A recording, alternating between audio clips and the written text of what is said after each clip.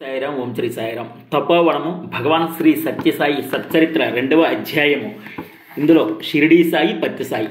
ఇందులో sub topics: number 1 జోడి Adipalli Somappa, number 2 Shivashakti స్వరూపుడు బాబా, నెంబర్ 3 షిరిడీ సాయినాథుని దివ్య చరిత్ర, నెంబర్ 4 నేను ఆంధ్రాలో సాయిబాబా పేరుతో వస్తాను షిరిడీ సాయిబాబా ప్రకటన, నెంబర్ 5 సర్వంతర్యామి, నెంబర్ 6 నాకు తెలుసు నీకు తెలియదు, నెంబర్ 1 జోడి ఆదిపల్లి సోమప్ప. 1958 నవంబర్ 23వ తేదీ నాడు స్వామి జన్మదినోత్సవాలు వేడుకలు చేసుకుని 25వ తేదీ నాడు వెంకట్రావు కుటుంబం వారు ప్రశాంతి నిలయం నుంచి కారులో బెంగళూరుకి వెళుతున్నారు. ఆ కారులో ఆ కుటుంబంలోని గీత సుధ అనే చిన్న పాపకు ఊపిరి నిలిచిపోయి చనిపోయింది. అప్పుడు వారు ఆ కారును ఆపి దుఃఖంతో ఆ పరిస్థితులు తమకు సహాయపడేవారు ఎవరున్నారు అని ఒకటే ఆందోళన పడసాగారు. అప్పుడు భగవాన్ బాబా ఒక ముసలి రైతు రూపంలో ఆ కారు దగ్గరికి వచ్చి ఆ బిడ్డను తన చేతుల్లోకి తీసుకున్నారు. ఆయన దివ్య స్పర్శకు ఆ శిశువులో చైతన్యం కలిగి హఠాత్తుగా ఏడవసాగింది. చనిపోయిన శిశువు బ్రతకటం చూసి వారంతా ఆశ్చర్యపడ్డారు. రైతు పేరు అడిగినప్పుడు ఆ రైతు నా పేరు జోడి ఆదిపల్లి సోమప్ప అని చెప్పారు. జోడి ఆదిపల్లి సోమప్ప అనగా శివశక్తి స్వరూపుడు అనే అర్థము. శివశక్తి స్వరూపుడు అనే అర్థము. నెక్స్ట్, బాబా ఒకసారి కైలాసం పదానికి అర్థం ఏమిటి అంటే చెప్పారు. స్వచ్ఛమైన పరిశుద్ధ స్ఫటిక స్వరూపం. కైలాసం అంటే స్వచ్ఛమైన పరిశుద్ధ స్ఫటిక స్వరూపం. ఒకనాడు భగవాన్ బాబా చిత్రావతి సైకితాలతో భక్తులతో పాటు విహరిస్తున్నారు. మధురంగా నవ్వుతూ మనోహరంగా నడుస్తున్న స్వామిని చూసి చోడవరం గ్రామానికి చెందిన ఒక వ్యక్తి స్వామి ఒక ఫోటో తీస్తాను మిమ్మల్ని అంటూ కెమెరాతో సిద్ధమయ్యాడు. స్వామి వద్దు బంగారు వద్దు అంటూనే ఉన్నారు. ఆ వ్యక్తి ఫోటో తీశాడు. తీరా ఫిల్మ్ కడిగిన తర్వాత అందులో స్వామి అర్ధనారీశ్వర స్వరూపంతో సాక్షాత్కరించారు. శివశక్తి స్వరూపుడు బాబా. పూర్వం త్రేతాయుగంలో భరద్వాజ మహర్షి ఉండేవాడు. ఆయనకు వేదములంటే ప్రాణం. అందువల్ల భరద్వాజుడు నిండు నూరేళ్లు వేదాధ్యయనం చేశాడు. అయినా అవి పూర్తి కాలేదు. వేదములు అనంతములని గ్రహించి ఆ మహర్షి దేవేంద్రుని గురించి తపస్సు చేయగా అక్కడ ప్రత్యక్షమై మహర్షితో భరద్వాజ, వేదములను సమగ్రంగా అధ్యయనం చేయటం నీ తరం కాదు. నీవు ఆ ప్రయత్నం మానుకొని దానికి మారుగా ఒక యాగం చేయు. ఆ విధానం నీకు వివరిస్తానని వివరణ అందించాడు. అప్పుడు భరద్వాజుడు యాగం ప్రారంభం చేశాడు. మహా అద్భుతంగా యాగం పూర్తయింది. శివశక్తులిద్దరూ ఆ ఋషికి దర్శనమిచ్చి ఆశీర్వదించారు. శివుడు మహర్షితో భరద్వాజ, మేమిద్దరం భవిష్యత్తులో నీ గోత్రంతో 3 సార్లు మానవ రూపంలో అవతరిస్తాం. మొదట నా శివాంశతో సాయిబాబా షిరిడీలోను, తర్వాత మా శివశక్తి అంశాలతో సాయిబాబాగాను, ఆ తర్వాత ప్రేమసాయిగాను అవతరిస్తామని తెలియజేశారు. శ్రీ సత్యసాయి భగవానునికి 1963 జూన్ 29వ తేదీ నాడు శరీరానికి ఎడమవైపున థ్రాంపాసిన్ అనే మెదడులో రక్తం గడ్డగట్టుకుపోయే వ్యాధి వచ్చినప్పుడు ప్రశాంతి నిలయంలో భక్తులందరూ విలవిలలాడిపోయారు. అప్పుడు స్వామి అస్పష్టమైన వ్యాఖ్యలతో ఇది నాకు వచ్చిన జబ్బు కాదు, నేను తీసుకున్నది ఈ జబ్బు. నాకు ఏ జబ్బు ఏ సందర్భంలోనూ రాదు. మీరెవ్వరూ బాధపడకండి, నాకు కష్టం అవుతుంది అని కస్తూరి గారితో మైకులో చెప్పించారు. ఆ తర్వాత బాబా నీరు తెప్పించి కుడి చేతితో ఎడమ వైపు శరీరంపై ముమ్మారు చల్లారు. అంతే మరుక్షణం స్వామి సునాయాసంగా నిలబడి ప్రేమ స్వరూపులారా అంటూ భక్తులను ఉద్దేశించి 1 గంట సేపు హుషారుగా ఉపన్యాసం ఇచ్చారు. ఆ ఉపన్యాసంలో త్రేతాయుగంలో శివుడు భరద్వాజ మహర్షికి చెందిన ఈ వరాల వృత్తాంతమంతా బాబా వివరించారు. ఈ అవతారంలో ప్రస్తుత సన్నివేశము త్రేతాయుగంలోని సన్నివేశము వంటిదే. వ్యాధి అనుభవించవలసి ఉన్నదే, ఈశ్వరవాక్యము చెల్లింపవలసి ఉన్నది, అవతార రహస్యము ప్రకటన కావలసి ఉన్నది. ఈ అద్భుత సన్నివేశం వల్ల అన్ని కార్యములు నెరవేర్చబడతాయి, దైవత్యం మరింత స్పష్టమైంది అన్నారు సత్యసాయినాథులు. అయితే షిరిడీ సాయినాథుని దివ్య చరిత్ర బాబా ఎక్స్ప్లెయిన్ చేశారు. ఇప్పుడు చెప్పబోయేది షిరిడీ సాయినాథుని దివ్య చరిత్ర. షిరిడీ సాయిబాబా షిరిడీ క్షేత్రం చేరిన దగ్గర నుంచి ఆ బాబా చరిత్ర అందరికీ తెలుసు. కానీ బాబా ఎక్కడ జన్మించారు, బాబా తల్లిదండ్రులు ఎవరు, షిరిడీకి రాకముందు బాబా జీవితం ఏమిటి, అవి ఎవరికీ తెలియదు. ఆ రహస్యాలను 28/9/1990 షిరిడీ సాయిబాబా పుట్టినరోజు నాడు ప్రశాంతి నిలయంలో సత్యసాయిబాబా గారు ఈ విధంగా వివరించారు. నైజాం రాష్ట్రంలోని ప్రతి గ్రామంలో గంగాభవాడ్యుడు దేవగిరమ్మ అనే దంపతులు ఉండేవారు. ఆ దేవగిరమ్మ గౌరీ భక్తురాలు, ఆమె భర్త శివభక్తుడు. వారికి సంతానం లేదు. అందుచేత మరింతగా పార్వతీ పరమేశ్వరులను పూజింపసాగారు. గంగాభవార్యుడు పడవ నడుపుకుంటూ తన జీవిత చరిత్ర గడుపుతూ ఉండేవాడు. వర్షాకాలం కావటం చేత గంగ ఉప్పొంగటం చేత గట్టున ఉన్న పడవ కొట్టుకొని పోతుందేమని భార్యతో చెప్పి ఆనాడు ఆ రాత్రి ఇంటికి రాకుండా పడవను భద్రంగా చూసుకుంటానని అన్నాడు. ఆమె భర్త కోరిక ప్రకారం 7 గంటలకే భోజనం పెట్టి పంపించి తాను కూడా భోజనం ముగించింది. రాత్రి 9 గంటల వేళ తలుపు కొట్టిన శబ్దం విని తన భర్త వచ్చాడేమని ఆతురతతో ఎదురు చూసింది. ఎవరో వృద్ధుడు లోపలే ప్రవేశించి, అమ్మ, బయట చలి చాలా తీవ్రంగా ఉన్నది, లోపల నాకు కొంచెం పడుకుంటాను అవకాశం ఇస్తామని చెప్పాడు. ఆమె చాలా ఉత్తమరాలు కనుక వరండాలో పరుపు ఇచ్చి అక్కడ పడుకోమని చెప్పి తలుపులు వేసుకున్నది. కొంతసేపు అయిందో లేదో ఆ వృద్ధుడు తలుపు తట్టాడు. ఆమె తలుపులు తెరిచింది. అమ్మ, నాకు చాలా ఆకలిగా ఉన్నది, అన్నం పెడతావా అని అడిగాడు. ఆమె ఇంటిలో వెతికి కొంచెం పిండిని పెరుగులో కలిపి తిరిగి ఆమె ఇచ్చి తలుపు వేసుకుంది. మరి కొంచెం సేపటికి ఆ వృద్ధుడు మరలా తలుపు తట్టాడు. అమ్మ, తలుపు తీయగా, తల్లి, నాకు కాళ్ళు నొప్పులుగా ఉంటున్నాయి, కొంచెం ఒత్తుతావా అన్నాడు. ఈ మాటలు వినగానే ఆ సాధ్య లోపలికి పోయి పూజా గదిలో కూర్చుని, తల్లి, ఏమిటమ్మా నాకు ఈ పరీక్ష, ఈ సమయంలో నేనేమి చేసేదని దుఃఖిస్తూ అటువంటి పరిస్థితిని తప్పించమని పార్వతీదేవిని ప్రార్థిస్తూ వచ్చింది. వెంటనే ఆమె కొన్ని క్షణాలు ఆలోచించి ఇంటి వెనుక ద్వారం నుంచి బయటికి వెళ్ళి ఇటువంటి సేవలు ఎవరైనా చేస్తారా అని డబ్బు ఇచ్చి చేయించుకుందామని అంతా వెతికింది. పాపం ఆనాడు ఎవరూ ఆమెకు చిక్కలేదు. తిరిగి ఆమె ఇంటికి చేరుకున్నది. ఇంతలో ఇంటి వెనుక తలుపు తట్టిన శబ్దం అయింది. ఒక స్త్రీ లోపలికి వచ్చి, అమ్మ, నీవు మా ఇంటికి వచ్చినావట, ఒక ముసలాయనకు సేవ చేయాలని పిలిచినావట అని పలికింది. ఆ గృహిణి పూజా మందిరంలో ప్రవేశించి తన ప్రార్థన విని పార్వతీదేవియే ఆమెను పంపించిందని ఆనందించి ఆమెను వరండాలోకి పంపించి తలుపులు వేసుకున్నది.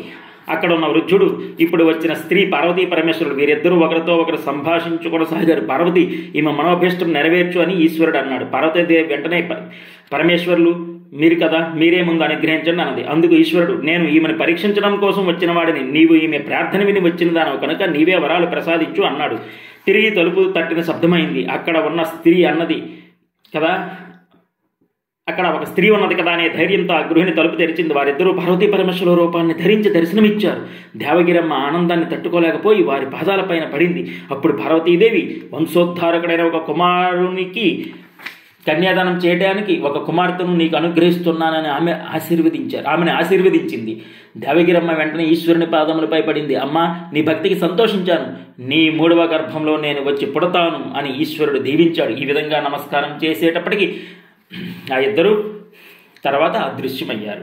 ఆనందంతో ఆమె తనలో తాను పొంగిపోతూ, ఎప్పుడు తెల్లవారుతుందా, ఎప్పుడు భర్త వస్తాడా, ఎప్పుడు ఈ విషయాలను భర్తకి చెప్పుదామా అని ఆలోచిస్తూ ఉంది.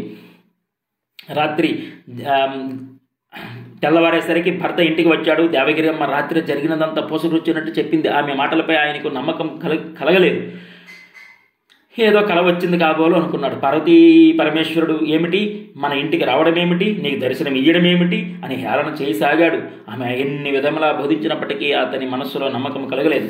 కొంతకాలం గడిచిన తర్వాత దేవగిరమ్మ గర్భవతి అయింది. అనుకున్న రీతిగా కుమారుడు జన్మించాడు. 1 సంవత్సరం గడిచిన తర్వాత కుమార్తె జన్మించింది. తన భార్య చెప్పిన ప్రకారం యథావిధిగా జరుగుతున్నాయన్నీ అనుకున్నాడు. పార్వతీ పరమేశ్వరులు ఆమెకు దర్శనమిచ్చారని గంగాభవార్యుడు విశ్వసించాడు. నీకు పార్వతీ పరమేశ్వరుల దర్శన భాగ్యం కలిగింది, నాకు ఆ భాగ్యం కలగలేదు అని భార్యతో అన్నాడు.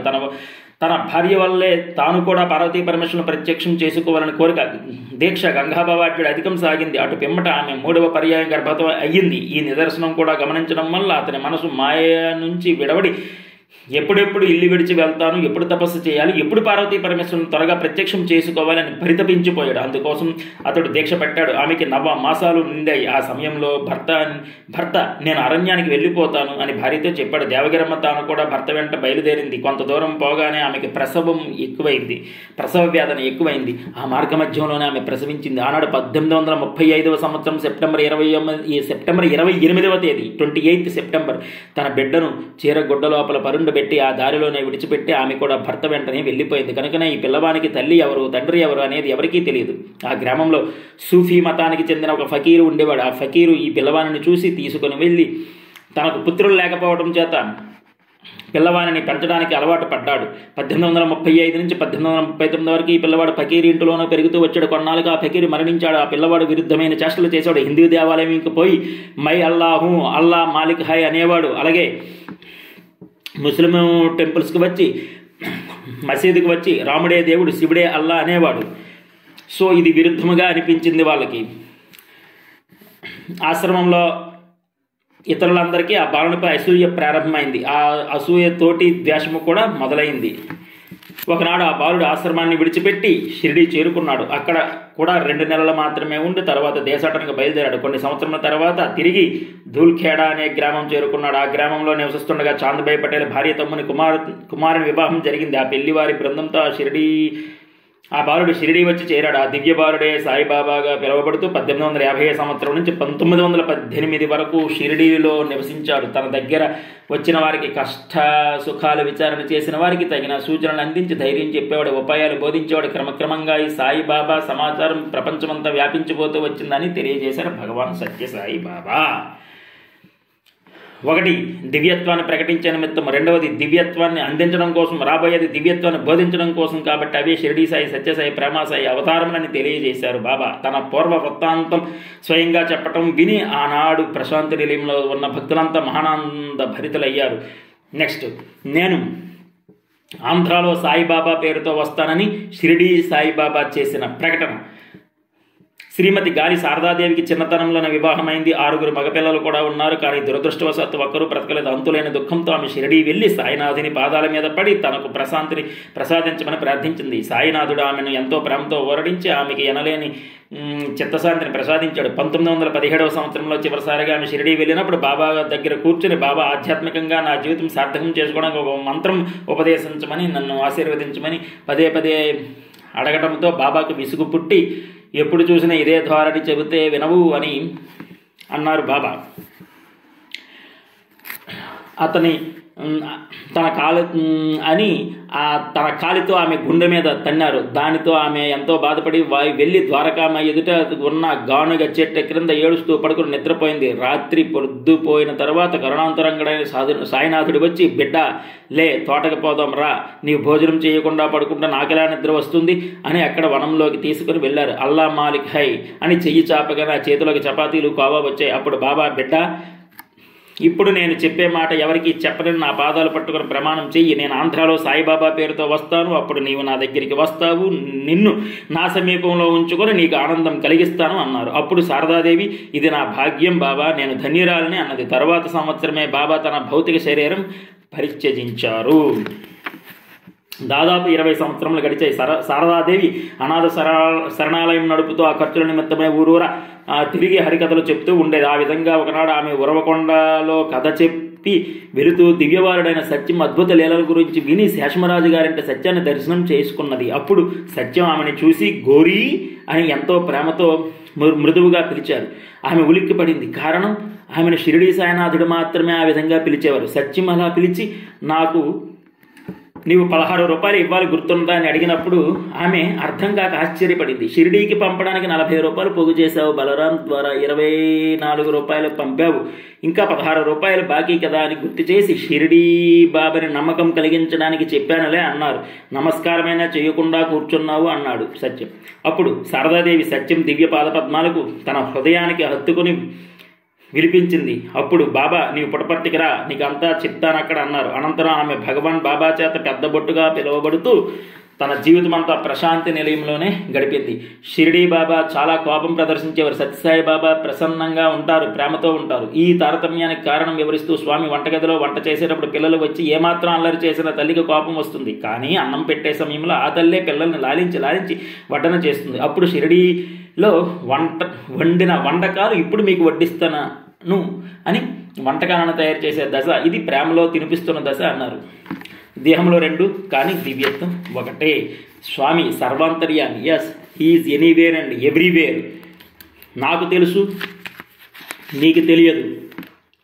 ఒకసారి సత్యసాయి బాబా వారు కేరళ రాష్ట్రంలో పర్యటిస్తూ భక్తుల కోరికపై త్రివేంద్రం సమీపిస్తూ ఒక గ్రామానికి వెళ్లారు. ఆ పర్యటనలో స్వామితో పాటు ప్రఖ్యాత శాస్త్రజ్ఞుడైన సూరి భగవంతం గారు కూడా ఉన్నారు. అక్కడ సమావేశానికి ఎక్కడికెక్కడ భక్తులు వచ్చారు. అప్పుడు స్వామి తన ప్రక్కనున్న భగవంతం గారికి ఆ జనసమూహంలో ఒక ప్రక్కగా నిలబడి ఒక వృద్ధిరాలను చూపించి ఆమెను చిన్ననాటి నుంచి నేను ఎరుగుదనని చెప్పారు. అప్పుడు భగవంతం గారు మనస్సులో బాబా యువకుడుగా ఉన్నారు, ఆమె వృద్ధిరాలు. అలాంటప్పుడు ఆమె బాల్యం ఈయనకి ఎలా తెలుస్తుంటుంది అని సందేహం కలిగింది. మీ వయసు 30 సంవత్సరాలు, ఆ వృద్ధిరాల వయసు 70 సంవత్సరాలు, మీరు ఆమె బాల్యం ఎలా తెలుసుకుంటుంది అని ప్రశ్నించారు. వెంటనే సత్యసాయినాథుడు ఆయనతో ఆమెను పూర్వ వృత్తాంతం ఎరుగుదనని చెప్పారు. కొంతసేపటికి తర్వాత భగవంతం గారు నెమ్మదిగా భక్తుల మధ్య తిరుగుతూ ఆమె ఉన్న చోటుకు వెళ్ళి ఆమెతో మెల్లగా సంభాషణ ప్రారంభించి, నీవు ఎప్పుడైనా షిరిడీ వెళ్ళావని అడిగారు. నా చిన్నతనంలో మా పినతండ్రి నన్ను షిరిడీ బాబా దర్శనానికి తీసుకుని వెళ్ళారు. అప్పుడు బాబా ఒక పథకాన్ని సృష్టించి ఇచ్చారు, దానిని ఇప్పటికీ ధరిస్తున్నాను అని ఆమె తన మెడలో ఉన్న పథకాన్ని చూపించింది. అప్పుడు భగవంతం గారి సందేహం తొలగింది. ఈ సన్నివేశం విన్నప్పుడు మనకు భగవద్గీతలో సంభాషణ గుర్తుకు వస్తుంది. 4వ అధ్యాయం ఆరంభంలో శ్రీకృష్ణుడు అర్జునుడితో, ఈ యాగాన్ని నేను పూర్వం సూర్యునికి ఉపదేశించాను, సూర్యుడు మనువు ఇక్షాకునకు ఉపదేశించాడు, దానినే నేను మరలా ఇప్పుడు నీకు ఉపదేశించాను అన్నప్పుడు అర్జునుడు, కృష్ణ, సూర్యుడు సృష్ట్యాది నుంచి ఉన్నవాడు కదా, నీవు ఇప్పటి వాడవు కదా, నీవు పూర్వం సూర్యునికి బోధించడం ఎలా సాధ్యమని అడిగాడు. అప్పుడు కృష్ణుడు అర్జునుడితో, అర్జున, నాకు ఎన్నో జన్మలు గడిచాయి, ఆ పూర్వజన్మల జ్ఞానం నాకున్నది, నీకు ఆ జ్ఞానం లేదు అని సమాధానం చెప్పాడు. లోక కళ్యాణార్థమై ఈ కలియుగంలో షిరిడీ సాయినాథునిగా పత్తి సాయినాథునిగా అవతరించిన ఈ పరబ్రహ్మ స్వరూపునికి శతకోటి అభివందనలు సమర్పించుకుందాం. ఓం శ్రీ సత్యసాయి పరబ్రహ్మణే నమః. Love all, serve all, help ever, hurt never. ఓం శాంతి శాంతి శాంతి.